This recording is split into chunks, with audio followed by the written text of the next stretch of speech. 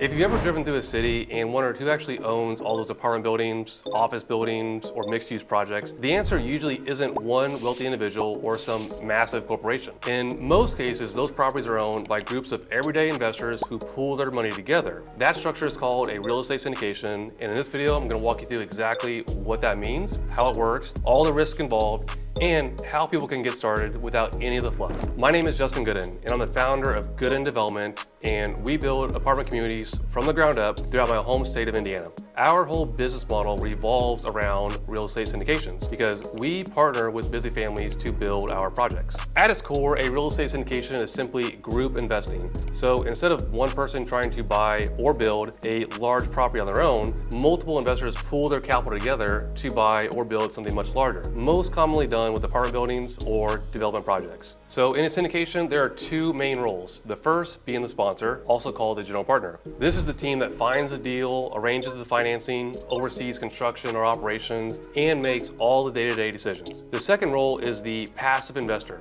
Now, passive investors contribute capital and share in the returns, but they are not involved in managing the property. Everyone owns the investment together through a legal entity, usually an LLC. So let's walk through a simple example together. Suppose a developer or sponsor identifies a $10 million apartment project to build. The bank will usually finance 70% of that project, but the remaining equity, often several million dollars, needs to come from investors. So in our $10 million apartment project example, $7 million would come from the bank, and the developer would go out there and raise $3 million from investors to build the project. So rather than one person writing a multi-million-dollar check, the sponsor raises that equity from a group of passive real estate investors. One investor might invest $50,000, another might invest $100,000, often more or less.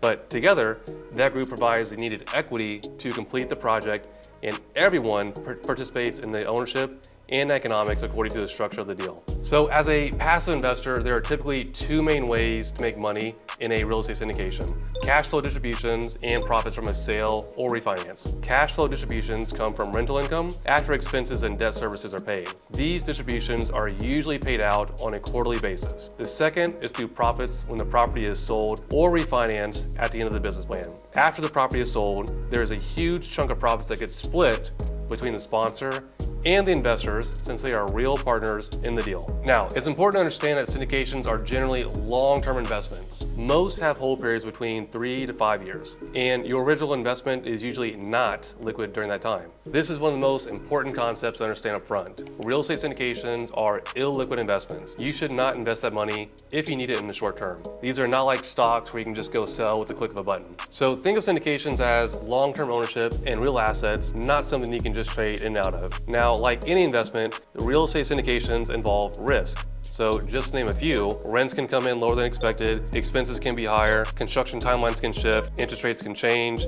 and the market can slow down. All investments involve risk, including real estate syndications. Anyone telling you a syndication is risk-free is not somebody you want to invest with. The real question isn't whether risk exists, it's how that risk is mitigated by the sponsor team you are investing with. So for passive investors, the most important part of any syndication is a sponsor, not just the projected returns or the market. But yes, the deal you invest in and where the deal is located is extremely important. However, you as the investor should be doing a ton of due diligence on who you're investing with. You should be asking questions like, have they executed similar projects in the past? Do they invest their own money alongside investors? How do they communicate when things don't go perfectly? Or, what buffer room do they have in their analysis to make the deal conservative? Anyone can just make numbers look good on paper. Execution is what really matters. Real estate syndications tend to make sense for people who have stable income, emergency savings, and who want exposure to real estate investing without all the responsibilities that come with being a landlord. They work best for investors who are comfortable with long-term investments and who understand that patience is part of the overall strategy.